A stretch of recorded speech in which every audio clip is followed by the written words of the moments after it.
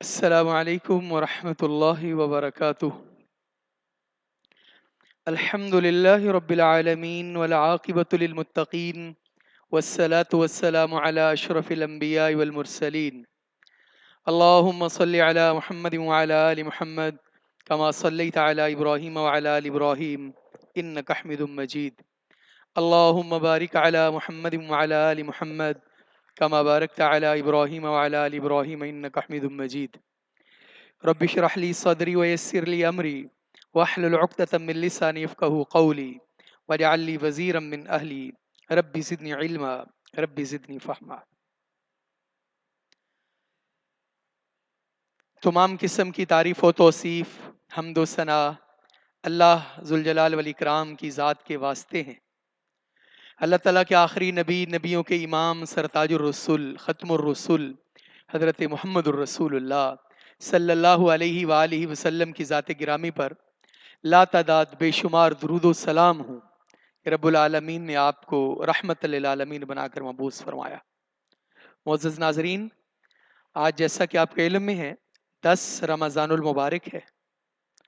رمضان المبارک کا یہ بابرکت مہینہ ہمارے اوپر سایہ فگن ہے اور آہستہ آہستہ یہ اپنی تکمیل کی جانب گامزن ہے۔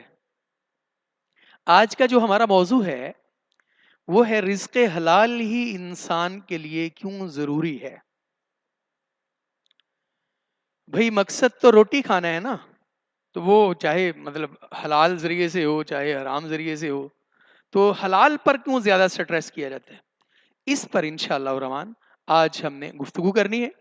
اس کے لیے ہم نے قرآن پاک میں سورہ البقرہ کی آیہ نمبر 172 کا انتخاب کیا ہے۔ لیکن اس سے پہلے ہم اپنا معلم القرآن کا سبق اس جانب بڑھتے ہیں کہ آج ہم نے سبق نمبر 10 پڑھنا ہے۔ لیکن سبق نمبر 10 پڑھنے سے پہلے جو ہم نے کل سبق پڑھا تھا اس کو ذرا اس کا جائزہ لے لیتے ہیں، دیکھ لیتے ہیں کہ اس میں ہم نے کیا پڑھا تھا۔ تو ہم جو کتاب پڑھ رہے ہیں معلم القرآن، اس کا سبق ہم روز اپنی اسی پیج پر شیئر کرتے ہیں، تو آپ سے بھی گزارش ہے کہ آپ اس کو زیادہ سے زیادہ گروپس میں شیئر کریں تاکہ تفہیم قرآن کا یہ سلسلہ اور اس کی زیادہ ابلاغ اور تبلیغ ہو سکے۔ تو سبق نمبر 9 میں ہم نے کل ملا کر 3 علامات پڑھی تھی، ہم، کم اور تم۔ یہ تینوں علامات جمع مذکر کے لیے استعمال ہوتی ہیں۔ علامت ہم اگر الگ استعمال ہو تو ترجمہ ہوتا ہے وہ سب، اور اگر اسم کے آخر میں استعمال ہو تو ترجمہ ہوتا ہے ان کا، ان کی، ان کے، یا اپنا، اپنی، اپنے۔ اور اگر یہ علامت ہم فعل کے ساتھ آئے تو ترجمہ انہیں یا ان کو کیا جاتا ہے، اور اگر حروف کے ساتھ آئے تو ترجمہ ان سب یا وہ سب کیا جاتا ہے۔ اور اگر علامت ہم کے بعد الف لام والا اسم آ جائے، جیسا کہ کل ہم نے ذکر کیا تھا، اس صورت میں بات میں تاکید کا مفہوم پیدا ہو جاتا ہے اور اس کا اردو ترجمہ ہی یا وہی کرتے ہیں۔ اسی طرح ہم نے پڑھا تھا کم۔ کم جو ہے یہ بھی اسم فعل حرف کے آخر میں آتی ہے۔ اگر اسم کے آخر میں آئے تو ترجمہ ہوتا ہے تمہارا، تمہاری، تمہارے، یا اپنا، اپنی، اپنے۔ اور اگر فعل کے ساتھ آئے تو ترجمہ تمہیں یا تم کو کیا جاتا ہے، اور اگر حروف کے ساتھ آئے تو ترجمہ تم سب کیا جاتا ہے۔ اور علامت تم کے بارے میں ہم یہ جانتے ہیں کہ یہ صرف اور صرف افعال کے آخر میں آتی ہے اور اس کا ترجمہ تم سب کیا جاتا ہے۔ اگر انتم کے بعد الف لام والا اسم آ جائے تو اس میں بھی بات میں تاکید کا مفہوم پیدا ہو جاتا ہے اور اس کا اردو ترجمہ ہی کیا جاتا ہے۔ اور اگر تم کے بعد کوئی اور علامت لگانی ہو تو تم اور اس علامت کے درمیان واو ساکن کا اضافہ کیا جاتا ہے اور تم کی میم کو پیش دے دیتے ہیں۔ یہ تھا ہمارا کل کا سبق۔ اب ہم اپنے آج کے سبق کی جانب بڑھتے ہیں۔ آج ہم پڑھنے جا رہے ہیں سبق نمبر 10۔ تو سبق نمبر 10 میں 2 علامات ہیں، یا ساکن ہے اور نون الف زبر نا ہے۔ یا ساکن اور نون الف زبر نا، یہ دونوں علامتیں ہمیشہ الفاظ کے آخر میں آتی ہیں۔ یا ساکن جو ہے یہ اسم، فعل، حرف کے آخر میں آتی ہے، اور جب یہ علامت اسم کے آخر میں آئے تو اس کا ترجمہ ہوتا ہے میرا، میری، میرے، یا اپنا، اپنی، اپنے۔ اب ذرا سوچیں، ہم نے اتنا جو پڑھ لیا ہے، ہم کوئی اسم سوچتے ہیں، مثال کے طور پر کتاب ہے، کتابن. اب کتاب کے آخر میں یا ساکن لگائیں تو کیا بن جاتا ہے؟ کتابی، میری کتاب. اسی طرح قلم، قلم کا نام ہے، اس کے آخر میں یا ساکن لگائیں ذرا، کیا بنے گا؟ قلمی، میرا قلم. اسی طرح ربن ہے، اللہ تعالیٰ کا نام ہے ربن. اب رب کے آخر میں یا ساکن لگائیں تو کیا بن جائے گا؟ ربی، میرا رب. اس کی مثالیں بہت ساری ہیں، آپ اپنی اسکرین پر دیکھیں تو آپ کو نظر آئے گا. رسولی، میرے رسول. جنتی، میری جنت. عذابی، میرا عذاب. رحمتی، میری رحمت. الہی، میرا الہ. آیاتی، میری نشانیاں. بربی، اپنے رب کے ساتھ. کتابی، میری کتاب. تو یہ آپ کے سامنے چار کلمات ہیں، یہ چاروں کے چاروں اسماء ہیں، اسم ہیں. تو جب یا ساکن اسم کے آخر میں آتی ہے تو ترجمہ میرا، میری، میرے یا اپنا، اپنی، اپنے کیا جاتا ہے. اب یہی یا ساکن اگر فعل کے آخر میں آئے گی تو کیا ترجمہ ہوگا؟ ترجمہ ہوگا مجھے. لیکن اس کا طریقہ یہ ہے کہ یا ساکن اور اس فعل کے درمیان نون زیرنی کا اضافہ کیا جائے گا. کس کا اضافہ کیا جائے گا؟ نون زیرنی کا اضافہ کیا جائے گا. اس کی مثال دیکھیں ذرا آپ. آتیتنی، تو نے دیا مجھے. آتیتا کے آخر میں یا لگانی تھی. تو طریقہ ہمیں کیا بتایا کہ جب فعل کے آخر میں یا لگانی ہو تو فعل اور اس یا کے درمیان نون زیرنی کا اضافہ کیا جاتا ہے، اور اس صورت میں یا کا ترجمہ کیا ہوتا ہے؟ مجھے ہوتا ہے. یطعمنی، وہ کھلاتا ہے مجھے. یسقینی، وہ پلاتا ہے مجھے. خلقنی، اس نے پیدا کیا مجھے. الحقنی، تو ملا مجھے. توفنی، تو فوت کر مجھے. علمنی، اس نے سکھایا مجھے. تو یا ساکین جب فعل کے آخر میں آئے ترجمہ اس کا مجھے کیا جاتا ہے، لیکن اس میں موڈیفکیشن یہ کرتے ہیں یا ساکن اور اس فعل کے درمیان نون زیرنی کا اضافہ کر دیا جاتا ہے. اچھا جی، اب یا ساکن حرف کے آخر میں آتی ہے. یا ساکن جب حرف کے آخر میں ہے تو کیا ترجمہ کرتے ہیں؟ میں، مجھ، میرے. اس کی مثالیں آپ دیکھ لیں. منی، مجھ سے. انی، بے شک میں. کأنی، گویا کہ میں. لام یا زیر لی، میرے لیے. تو یا ساکین جب حرف کے آخر میں آئے تو ترجمہ مجھ، میرے یا میں کیا جاتا ہے. جیسے الیہ، میری طرف. علیہ، مجھ پر. بی، میرے ساتھ. انی، مجھ سے. یہ ہو گیا یا ساکن کا سبق. کہ یا ساکن جب اسم کے آخر میں آتی ہے تو ترجمہ کیا ہوتا ہے؟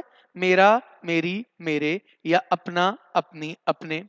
اور یا ساکن جب فعل کے آخر میں آتی ہے اس کا طریقہ ہم نے کیا پڑھا ہے کہ یا ساکن کو جب فعل کے آخر میں لائیں گے تو فعل اور اس یا کے درمیان نون زیرنی کا اضافہ کریں گے اور اس کا ترجمہ مجھے ہوگا. اور یا ساکن جب حرف کے آخر میں آئے تو ترجمہ مجھ، میرے یا میں کیا جاتا ہے.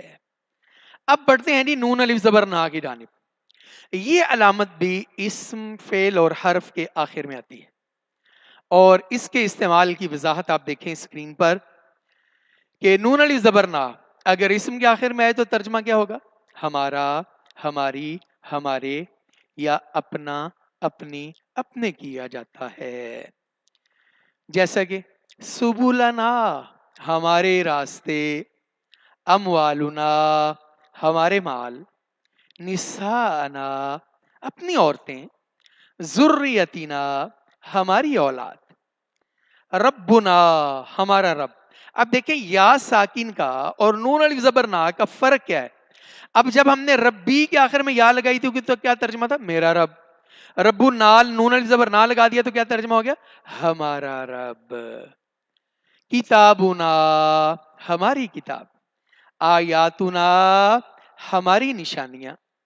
حیاتنا، ہماری زندگی. رسولنا، ہمارے رسول. علی انفسنا، اپنے نفسوں پر. یہ تو نون علی زبر نا اسم کے ساتھ تھا کہ نون علی زبر نا جب اسم کے ساتھ آتا ہے تو ترجمہ کیا ہوتا ہے؟ ہمارا، ہماری، ہمارے، یا اپنا، اپنی، اپنے۔ اب نون علی زبر نا جب فعل کے آخر میں آئے گا تو اس کے استعمال کی دو صورتیں ہوں گی۔ پہلی صورت کیا ہے کہ نون علی زبر نا فعل کے آخر میں آئے اور اس سے پہلے جزم ہو، اور دوسری صورت یہ ہے کہ نون علی زبر نا فعل کے آخر میں آئے اور اس سے پہلے زبر یا زیر ہو۔ یہ تھوڑا سا ٹیکنیکل ہے، اس کو آپ توجہ سے سنیں گے، انتہائی غور سے دیکھیں اپنی اسکرین کے اوپر کہ نون علی زبر نا کے استعمال کی کتنی صورتیں ہیں؟ دو صورتیں ہیں۔ پہلی صورت کیا ہے؟ نون علی زبر نا فعل کے آخر میں اور اس سے پہلے جزم ہو۔ دوسری صورت کیا ہے؟ نون علی زبر نا فعل کے آخر میں اور اس سے پہلے زبر یا زیر ہو۔ تو دیکھیں پہلے ہم جزم کو دیکھتے ہیں۔ نون علی زبر نا اگر فعل کے آخر میں ہو اور اس نا سے پہلے جزم ہو تو پھر نون علی زبر نا کا ترجمہ کیا ہوگا؟ ہم نے ترجمہ کیا جائے گا، جیسے کہ نزلنا ہم نے اتارا، ترکنا ہم نے چھوڑا، رزقنا ہم نے رزق دیا، خلقنا ہم نے پیدا کیا۔ یہ جو ہم نے ترجمہ ہو رہا ہے یہ نون الف زبر نا کا ترجمہ ہے، بٹ نون الف زبر نا کا ترجمہ ہم نے ہوتا کب ہے؟ جب نون الف زبر نا فعل کے آخر میں ہو اور اس سے پہلے جزم ہو تو ترجمہ ہم نے کیا جاتا ہے۔ قتلنا ہم نے قتل کیا، جعلنا ہم نے بنایا، حسبنا ہم نے گمان کیا۔ اب اس کی دوسری صورت آ جائیں، اب دیکھیں کہ نون الف زبر نا فعل کے آخر میں ہو اور اس سے پہلے جزم کی بجائے زبر یا زیر ہو۔ اچھا تھوڑا سا سوچیں، اپنے دماغ پر زور ڈالیں کہ ہم نماز جب پڑھتے ہیں تو وہاں اس کی یہ صورت استعمال ہوتی ہے۔ جب ہم سورۃ الفاتحہ پڑھتے ہیں ہم کیا کہتے ہیں؟ اہدینا، اہدینا۔ یا جب ہم دعا کرتے ہیں ربنا آتینا، یہ وہی والا نا ہے کہ اگر نون الف زبر نا فعل کے آخر میں ہو اور اس سے پہلے زبر یا زیر ہو تو ترجمہ کیا ہوگا؟ ہمیں ہوگا۔ جیسے بعثنا اس نے بھیجا ہمیں، امرنا اس نے حکم دیا ہمیں۔ اب اگر یہ ہوتا امرنا تو ہم نے حکم دیا ترجمہ ہونا تھا نا۔ دیکھیں زبر اور جزم سے کتنا معنی اور مفہوم بدل جاتا ہے۔ ہدیتنا تو نے ہدایت دی ہمیں، صدقتنا تو نے سچ بتایا ہمیں، علمتنا تو نے سکھایا ہمیں، صدقنا اس نے سچ بتایا ہمیں، اہدینا یہ زیر کی مثال ہے، تو ہدایت دے ہمیں، آتینا تو دے ہمیں۔ اب آخری مثال یہ ہے کہ نون الف زبر نا جب حرف کے آخر میں آئے تو ترجمہ کیا ہوگا؟ ہم یا ہماری ترجمہ کیا جائے گا۔ جیسے الینا ہماری طرف، فینا ہم میں، علینا ہم پر، لیتنا کاش کے ہم، منا ہم سے، انا بے شک ہم۔ یہ تھا ہمارا آج کا سبق جو اللہ کی توفیق سے مکمل ہوا، لیکن ہم اپنا ٹاپک شروع کرنے سے پہلے سبق کے خلاصہ پر ایک نظر ڈال لیتے ہیں۔ اس سبق میں ہم نے دو علامات پڑھی، یا ساکن اور نون الف زبر نا۔ یا ساکن جب اسم کے آخر میں آئے تو ترجمہ ہوتا ہے میرا، میری، میرے، یا اپنا، اپنی، اپنے۔ اور جب فعل کے ساتھ آئے تو اس میں کرتے کیا ہیں؟ یا اور فعل کے درمیان نون زیرنی کا اضافہ کر دیتے ہیں اور ترجمہ مجھے کیا جاتا ہے۔ اور یا ساکن حرف کے آخر میں آئے تو ترجمہ میں، مجھ یا میرے کیا جاتا ہے۔ اور نون الف زبر نا اسم کے ساتھ آئے تو ترجمہ ہمارا، ہماری، ہمارے، یا اپنا، اپنی، اپنے ترجمہ کیا جاتا ہے۔ اور نون الف زبر نا فعل کے ساتھ آئے تو اس کے استعمال کی دو صورتیں ہیں۔ پہلی صورت کیا ہے؟ نون الف زبر نا فعل کے آخر میں ہو اور اس سے پہلے جزم ہو تو ترجمہ ہم نے۔ دوسری صورت کیا ہے؟ نون الف زبر نا فعل کے آخر میں ہو اور اس سے پہلے زبر یا زیر ہو تو ترجمہ ہمیں کیا جاتا ہے۔ اور نون الف زبر نا حرف کے ساتھ آئے تو ترجمہ ہم یا ہماری کیا جاتا ہے۔ الحمدللہ ہمارا سبق نمبر 10 جو ہے یہ اللہ کی توفیق سے مکمل ہو چکا ہے۔ اب ہم بڑھتے ہیں اپنے دوسرے سیگمنٹ کی جانب کہ آئیے قرآن سمجھیں۔ اس میں جیسا کہ میں پہلے عرض کر چکا ہوں کہ ہم نے سورۃ البقرہ اس کی آیہ نمبر 172 اس کی انشاءاللہ الرحمن پہلے تلاوت کرتے ہیں اور پھر اپنے اس موضوع کے اوپر ہم کتاب و سنت کی روشنی میں مختصراً بات کریں گے. یہ دیکھیں رزق حلال ہی انسان کے لیے کیوں ضروری ہے. اب ظاہری طور پر ہمارے سامنے 2 سیب آ جائیں، 2 ایپل آ جائیں، ایک ہم نے پیسوں کا خریدا ہو اور ایک چوری کا ہو. اب دونوں ایک ہی طرح کے ہیں، دونوں ایک طرح کے ہیں، ایک ہمارے لیے حلال ہے، ایک ہمارے لیے حرام ہے. اب دیکھیں اب حلال کھانے کی برکت کیا ہے اور حرام کھانے کی نحوست کیا ہے، یہ انسان کے لیے کیوں ضروری ہے اور کس قدر ضروری ہے اور اس کی کس حد تک زیادہ ضرورت ہے. تو پہلے ہم آیا مبارکہ پڑھ لیتے ہیں، پھر انشاءاللہ اس کا لفظی ترجمہ کریں گے اور پھر انشاءاللہ ہم اپنے مضمون کے اوپر بات کریں گے. اعوذ باللہ من الشیطان الرجیم. یا ایہا الذین آمنوا کلوا من طیبات ما رزقناکم واشکروا للہ ان کنتم ایاہ تعبدون. اب ہم اس کا لفظی ترجمہ پڑھتے ہیں. یا ایہا الذین، اے وہ لوگو جو آمنو سب ایمان لائے ہو، کلو تم سب کھاؤ، من طیباتی پاکیزہ چیزوں سے، ما رزقناکم جو ہم نے تمہیں رزق کے طور پر دی، جو ہم نے تمہیں عطا کی ہیں، وشکرو اور تم سب شکر ادا کرو. کس کا؟ للہ، اللہ کا شکر ادا کرو. ان کنتم اگر ہو تم، ایاہو صرف اسی کی، تعبدون تم سب عبادت کرتے. بھائی اگر تم صرف اللہ وحدہ لا شریک کی عبادت کرتے ہو، اگر تم صرف اسی کو معبود بناتے ہو، تو پھر تمہیں لازمی یہ چاہیے کہ تم حلال چیزیں کھاؤ اور تم اللہ کا شکر ادا کرو. اب اگر اللہ کی عبادت ہی نہیں کرتے ہو، اللہ کو مانتے ہو، پھر جو مرضی کھاؤ.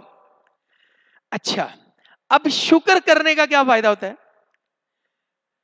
پاکیزہ چیزیں کھانے کا فائدہ بھی کیا ہوگا وہ میں بتاؤں گا، لیکن شکر کرنے کا کیا فائدہ ہوگا؟ قرآن پاک میں اللہ سبحانہ و تعالیٰ فرماتے ہیں ان شکرتم لَأَزِيدَنَّكُمْ، اگر تم اللہ کی نعمتوں کا شکر ادا کرو گے تو اللہ تعالیٰ فرماتے ہیں ہم تمہیں اور زیادہ عطا کریں گے. اگر شکر نہیں کرو گے، ان کفرتم ان عذابی لشدید، اگر تم ناشکری کرو گے تو اللہ تعالیٰ کہتے ہیں پھر میری پکڑ بڑی سخت ہے. تو انسان کو ہمیشہ اپنے پیدا کرنے والے کا شکر بھی ادا کرتے رہنا چاہیے. اب آ جائیں جی آگے کہ اللہ سبحانہ و تعالیٰ پاک ہیں، پاکیزہ چیز کو ہی پسند کرتے ہیں. آپ حدیث ملاحظہ فرمائیے، رسالت مآب صلی اللہ علیہ وسلم کا فرمان عالی شان ہے. سیدنا ابو ہریرہ رضی اللہ تعالیٰ عنہ بیان فرماتے ہیں رسول اللہ صلی اللہ علیہ وسلم نے فرمایا ایھا الناس، اے لوگو، ان اللہ طیب، بے شک اللہ تعالیٰ پاک ہے، لا یقبل الا طیبا، اور اللہ پاکیزہ چیز کے علاوہ اور کوئی چیز قبول ہی نہیں کرتا. وَإِنَّ اللَّهَ أَمَرَ الْمُؤْمِنِينَ بِمَا أَمَرَ بِهِ الْمُرْسَلِينَ، اللہ سبحانہ و تعالیٰ نے مومنوں کو بھی وہ حکم دیا ہے جو اللہ نے اپنے رسولوں کو حکم دیا. اور وہ رسولوں کو کیا حکم دیا؟ یا ایھا الرسل کلوا من طیبات واعملوا صالحا، اے میرے رسولو تم پاکیزہ چیزوں میں سے کھاؤ اور نیک عمل کرو. اور ایمان والوں کو کیا کہا؟ یا ایھا الذین آمنوا کلوا من طیبات ما رزقناکم، اے لوگو جو ایمان لائے ہو تم پاکیزہ چیزوں سے کھاؤ جو اللہ نے تمہیں رزق دیا ہے. تو ایک چیز تو یہ طے ہو گئی کہ یہ اللہ کا حکم ہے، ہم نے رزق حلال کھانا ہے، رسول اللہ صلی اللہ علیہ وسلم کی تعلیمات ہیں، شریعت اسلامیہ کی تعلیمات ہیں. اچھا اب ہوگا کیا بھائی؟ سوال یہ پیدا ہوتا ہے اور یہ اس میں کیا حرج ہے جی، بندہ کھا ہی لیتا ہے نا، اس میں کیا حرج ہے؟ حرج ہے. حرج کیا ہے اس کو ذرا سمجھنے کی کوشش کریں.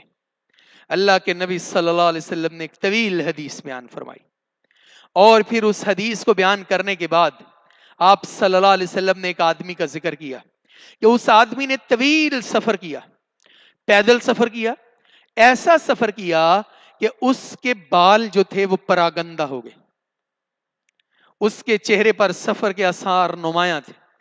وہ اللہ کی بارگاہ میں دعا کرتا ہے. یعنی اس سے سمجھ یہ آتی کہ وہ بیت اللہ کا سفر کرتا ہے، بیت اللہ میں چلا جاتا ہے اور اپنے ہاتھ ایسے دعا کے لیے یمد یدیہ الی السماء، ایسے اللہ کو پکارتا ہے، کہتا ہے یا ربی یا ربی، اللہ کو دعا کے لیے پکارتا ہے. اب مسئلہ کیا ہے؟ وَمَطْعَمُهُ حَرَامٌ وَمَشْرَبُهُ حَرَامٌ وَمَلْبَسُهُ حَرَامٌ.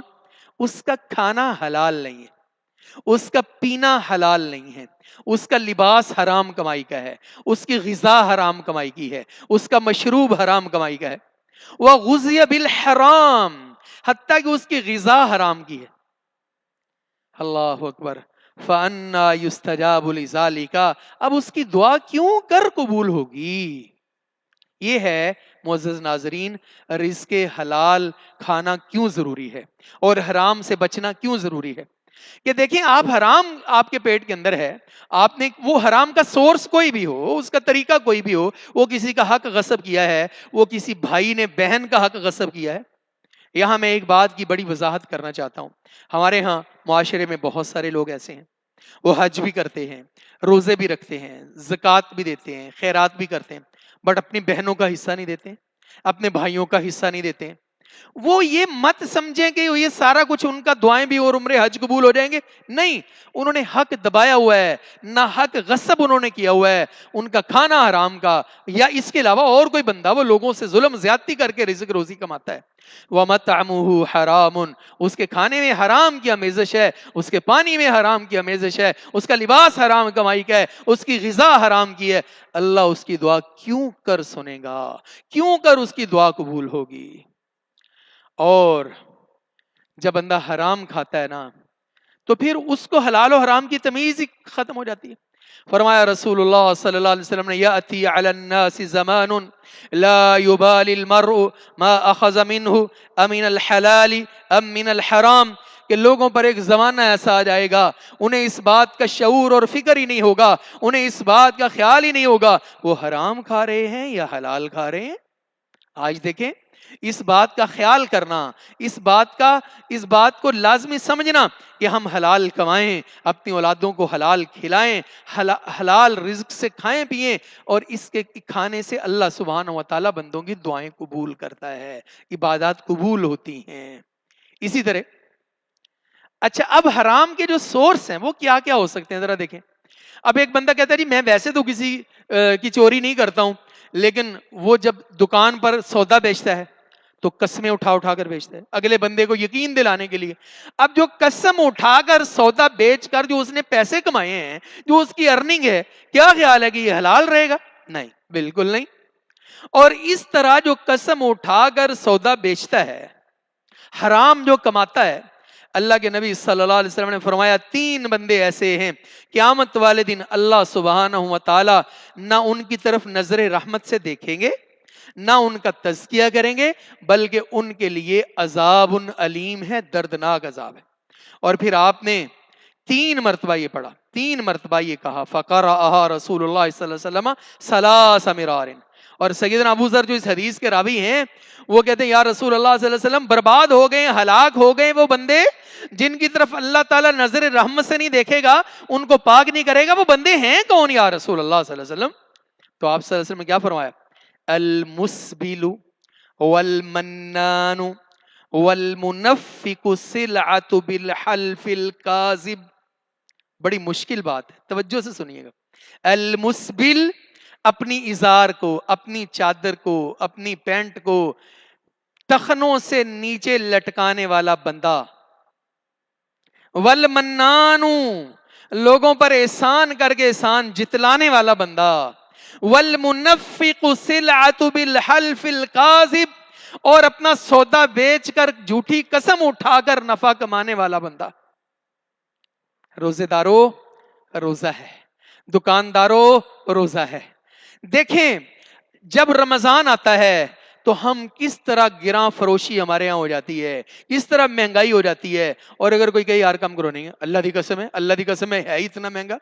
تو قسمیں اٹھا کر سودا بیچنا اور اتنے پکا منہ، بھائی صاحب صرف آپ کے لیے اللہ کی قسم یہ ریٹ آپ کو دیا اور کسی کو دیا نہیں، تو کیا ضرورت ہے قسم اٹھانے کی. تو اس طرح قسم اٹھا کر سودا بیچنا، فرمایا رسول اللہ صلی اللہ علیہ وسلم نے، اس بندے کی طرف اللہ سبحانہ و تعالی قیامت والے دن نظر رحمت سے نہیں دیکھے گا. اور جھوٹی قسم کھا کر مال فروخت کرنے والے پر تو اللہ کا عذاب ہے. اللہ اکبر. اللہ کے نبی صلی اللہ علیہ وسلم فرمایا من حلف عن یمین وهو فیها فاجر لیقتطع بها مال امرئ مسلم، جو بندہ قسم اٹھا کر مال بیچتا ہے اور اس کا مطمع نظر یہ ہے کہ وہ اپنے مسلمان بھائی کا مال اینٹ لے، اس کا مال ہتھیا لے، لقی اللہ وہو علیہ غضبان، وہ جب قیامت والے دن اللہ کو ملے گا تو اللہ تعالیٰ اس پر سخت ناراض ہوگا.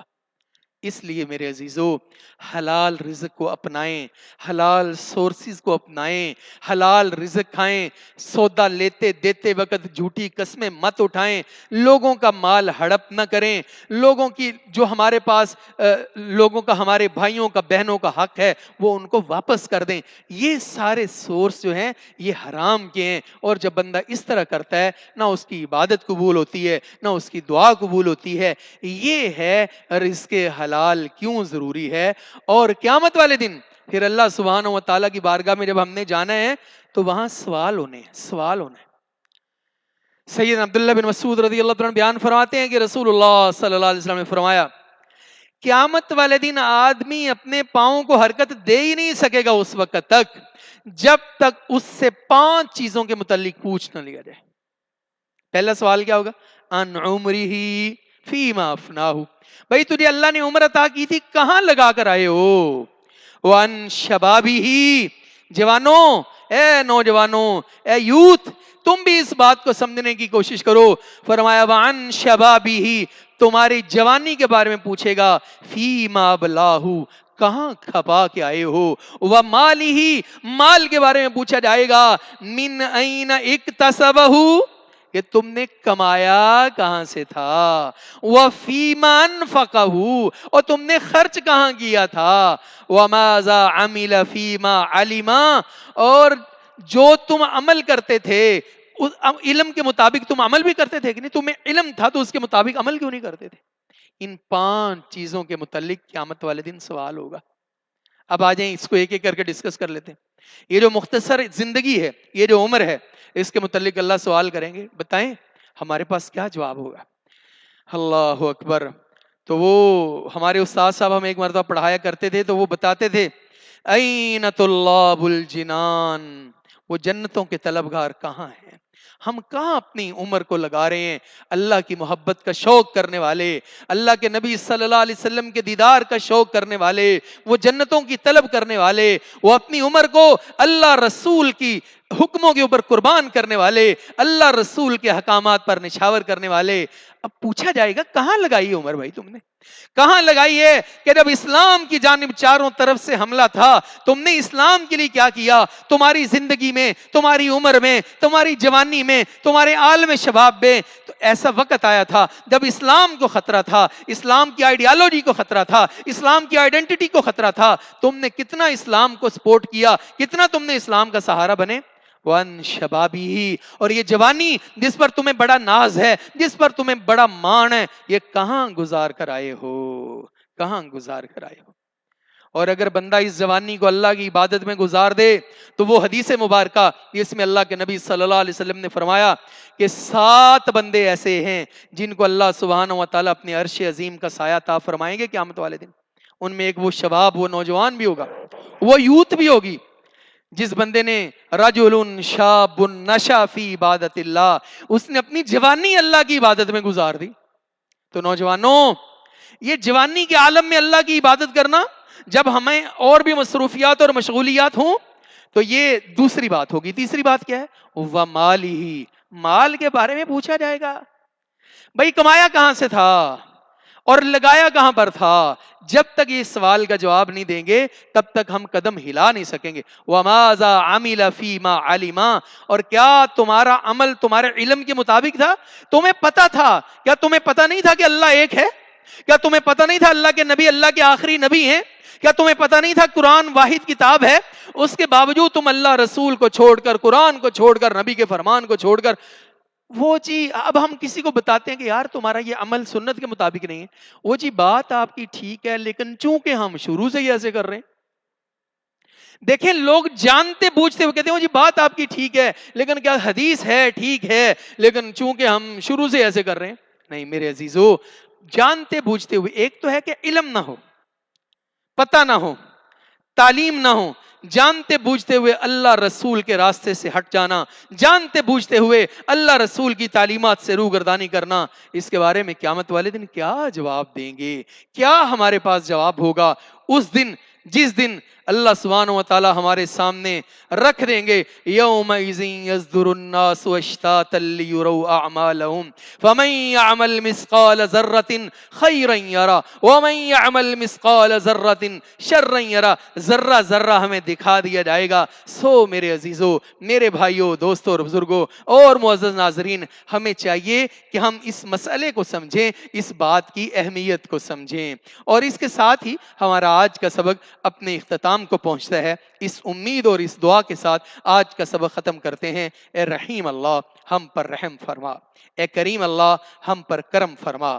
یا اللہ، اللہم انا نسألک علما نافعا وعملا متقبلا ورزقا حلالا طیبا. تیرے خزانوں میں کوئی کمی نہیں ہے، تو ہمیں اپنے خزانوں سے وافر رزق حلال عطا فرما. میرے اللہ محتاجوں کی محتاجگی کو ختم کر دے، بیماروں کی بیماری کو دور کر دے، پریشان حالوں کی پریشانی کو دور کر دے. میرے اللہ ہم میں سے جو کوئی بیمار ہیں یا ہمارا کوئی بیمار ہے، میرے مولا لکھ کر دے دے، ہم میں سے کوئی بیمار ہے یا ہمارا کوئی بیمار ہے تو یا اللہ ہمارے تمام بیماروں کو شفائے کاملہ عاجلہ عطا فرما. یا اللہ اس وبا نے پوری دنیا کو اپنی لپیٹ میں لیا ہوا ہے.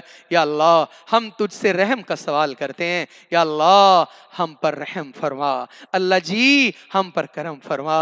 اے میرے مولا ہماری خطاؤں سے درگزر فرما. یا اللہ ہماری دعاؤں کو قبول فرما. ہمارا زور روزے رکھنا، ہمارا عبادت کرنا، ہمارا نمازیں پڑھنا، ہمارا تیری بارگاہ میں خرچ کرنا، میرے مولا یہ اپنی بارگاہ میں قبول اور منظور فرما. یا اللہ ہم پر، ہمارے والدین پر، ہمارے اساتذہ کرام پر، ہمارے دوستوں پر، ہمارے بھائیوں پر، ہمارے رشتہ داروں پر، ہمارے گھر والوں پر اللہ اپنی رحمتیں فرما. یا اللہ زندگی کے اس سفر میں ہمارے وہ عزیز، ہمارے بھائی، ہمارے رشتہ دار، ہماری بہنیں، ہمارے بزرگ، ہمارے والدین جو یہ دنیا چھوڑ کر تیرے پاس جا چکے ہیں، اللہ جی ان کی مغفرت فرما دیجئے. اللہ ان کی مغفرت فرما دے. اللہ ان کی اگلی منزلیں آسان کر دے. اللہ ان پر رحم اور فضل فرما.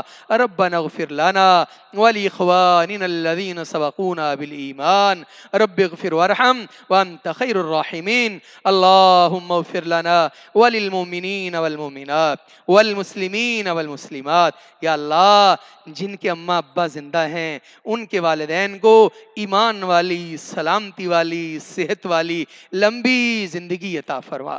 جن کے اماں ابا، والدین کریمین دونوں یا دونوں میں سے کوئی ایک یہ دنیا چھوڑ کر تیرے پاس جا چکے ہیں، اللہ جی ان کی مغفرت فرما دیجئے، ان کے اگلی منزلیں آسان فرما دیجئے، ان کے درجات بلند فرما دیجئے. یا اللہ ہم تجھ سے رزق حلال کا سوال کرتے ہیں، ہم تجھ سے حلال رزق کا سوال کرتے ہیں. یا اللہ ربنا ہب لنا من ازواجنا وذریاتنا قرۃ اعین واجعلنا للمتقین اماما.